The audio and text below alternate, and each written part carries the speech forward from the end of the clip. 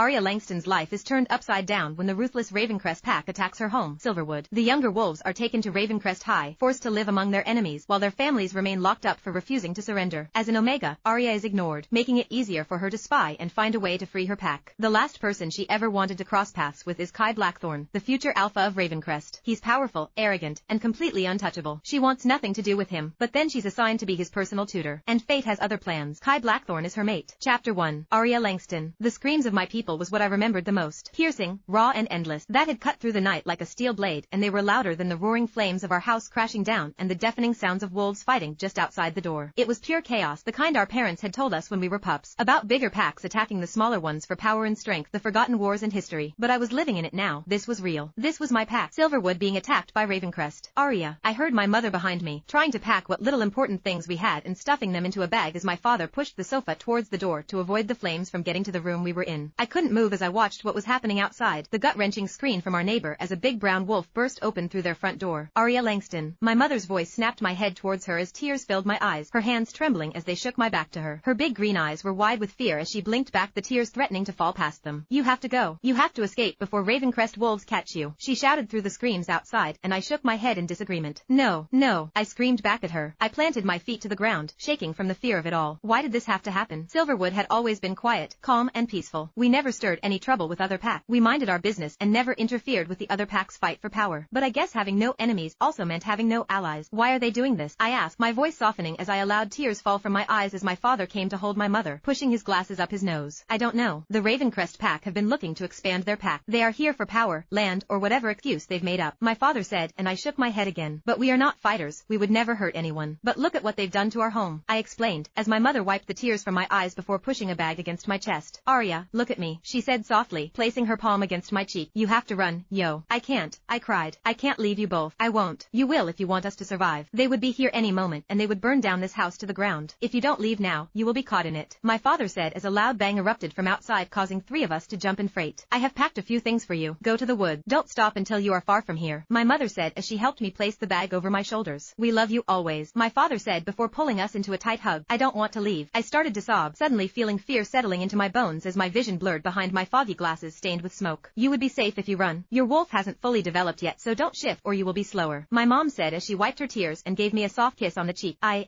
can't leave you. Please don't make me, I whispered as I cried harder. Please, Mom, Dad, I'm scared. A loud sound filled the air as the door slammed open behind us. I screamed as I saw movements coming towards us. It was a big brown wolf. Get her out of here, my father screamed as he shoved us away, his body already beginning to shift, bones breaking as fur sprouted up his arms. My mother didn't wait as she grabbed me by the wrist and yanked me towards the back door. I have to go back to your father. I love you, Arya. Your father and I do. You have to be strong and live for us, she said to me softly as she opened the door behind me and pushed me outside and slammed it shut. No, I screamed as I pushed myself up the floor and started banging on the door, but it wouldn't budge. Mom, Dad, I yelled, tears streaming down my face as I shivered in fear. Please, I'm scared, I whispered as I heard a loud scream behind me and I turned around. Outside was pure chaos. Our pack was in shambles. My people were running around in fear, shifting in desperation to attack, some rushing in panic. The Ravencrest wolves were huge, massive as compared to ours. They were ruthless as they tore through our small village, their loud growls and howls filling the air as they attacked without mercy. I watched their jaws snapping the lives of our smaller wolves. I saw a young boy, no older than 8, sprinting barefoot across the clearing, tears streaming down his eyes. He looked like he didn't even have his wolf yet, but they didn't care. A Ravencrest wolf attacked him, pinning him to the ground and dragging him away. I staggered back in fear. They were ruthless and fear filled every fiber of my being. It was like living in a nightmare. I stepped back again. The air was thick with growls and screams from my people and the metallic smell of blood lingered around me. I was too scared to do anything. I couldn't fight. I couldn't even transform yet. I looked at the door again, tears running down my cheeks as I remembered my mother's words. I love you too, I said softly as I sprinted into the woods without looking back. My breath came out in ragged gasps as I tried to find my way in the dark woods. Branches tore at my dress and my heart pounded in my chest, threatening to burst out. My lungs burned with every breath and my feet hurt. The sound of the attack faded slowly behind me, but the thick air and smoke followed me through the woods. I didn't know how far I had run before I tripped against a branch, falling hard on the forest floor. I screamed in pain as sharp stones pierced through my palm. Then I heard it. A low growl that froze me for a second before I slowly turned in its direction. My breath hitched as I saw the wolf behind me. It was massive as it stepped out of the shadows. Midnight fur surrounded it, and I almost missed the streaks of silver that ran along its chest and back. Its eyes glowed under the moonlight, a piercing blue with the same silver sheen as its fur. It was a Ravencrest wolf. I staggered to find my footing again, trying to back away, but my legs struggled to hold me as I collapsed to the floor again. The wolf took a step forward and I gasped in fear. It wasn't just any wolf. This one seemed different from the others. Something about it screamed power. I stumbled back as tears filled my eyes again and my body trembled with fear as it drew closer to me. me. PL please, I stammered, my voice barely above a whisper as my lower tips trembled in fear. But he didn't listen. He didn't hesitate to attack me, and in a blur motion, he lunged at me. I screamed as the massive wolf tackled me to the ground, knocking the air out of me. But it didn't stop as I tried to get away from his heavy force. Pain shot through my shoulder as sharp teeth clamped my shoulder, not enough to break my bones but enough to tear my skin and force me into submission. It was meant to make me submit, and I did. I couldn't fight anymore. A cry escaped my lips as I felt blood trickle down my shoulders as I laid pinned to the floor. My body went limp as my fear overwhelmed me. Panic surged through me as I realized I couldn't escape. My vision blurred as I whispered softly, "Why?" The wolf jaws on my shoulder loosened and I prepared for the worst, feeling its heavy breath against my skin before it stepped away. I blinked back my tears in surprise as I dared to look up. It was shifting, the fur melting away and was slowly replaced by skin. My fear spiked as I watched, too terrified to move. I blinked again, suddenly feeling darkness looming over me to claim me. My shoulder was losing a lot of blood, and I struggled to see the person who had attacked me. The transformation finished and I caught a small glimpse of the person. It was a man, tall and broad, radiating with so much authority and power. But I couldn't see his face. I blinked again, my glasses foggy and barely making anything. Suddenly, I felt large hands pick me up carefully from the floor and then the feeling of warm skin against mine. I struggled to look up at his face but I couldn't stay awake any longer. My vision slowly turned dark but my gaze caught something against his chest. A tattoo over his heart. It was a wolf paw print, simple but very striking against his white skin. It was dark and underneath it, I could make out some initials. NB. Warmth filled me as the person pressed me against his chest and this time I didn't fight back the darkness. Exhaustion and pain overtook me as the world around me blurred and everything went black.